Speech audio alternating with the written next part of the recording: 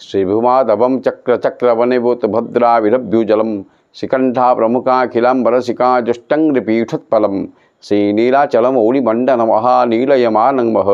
श्रीभूमाधरितं स्वर भवतु न प्रत्युहत्युदातवम। कोटी कोटी ओडियार मौलमणि महाप्रभु श्री जगन्नाथ बड़ भाई बलभद्र माँ सुभद्रा चक्रराज सुदर्शनकर पावन पदारविंदे प्रणिपातपूर्वक संघर्ष टीवी माध्यम आपण मैंने श्रोताबंधु भक्तबंधु ये पर्यंत श्रवण कर आसुँच महाप्रभुंर अनेक गुड़िया लीलार कथा। आज महाप्रभु को ज्वर होती ज्वर है फल कौन है ना भक्त मानू से देखा दे पारे ना सी आज कौटी रे ना अणसर घर रे भक्तटी आसो फेरी जीव कि यही भगवान को सत्य ज्वर होती परीक्षा करने तांत्रिक गुरु अरविंदाचार्य आसी पहुँची गले पुरी श्रीमंदिर रे एवं कौन कले ना भ्रमर ही जिते बड़े पसंती जगन अणसर ताटी भीतर को सेति देखिले आउ जगन्नाथ बलभद्र सुभद्रा नांती कौन अच्छा ना तीनोटी पद्मफूल आकार रे भगवान विराजमान करिसेंती। आ भ्रमरर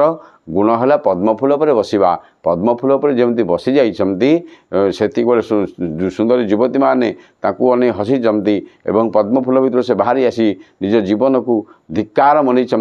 एवं आसी समुद्र को झास देवाक जाइछंती। झास देला परे कौन है से कथा आपण मान निश्चिंत भाव जानवे झास देले भी देवे कि सतरे झास देवे ना नहीं यही कथा आमे माने आपण मान निकट में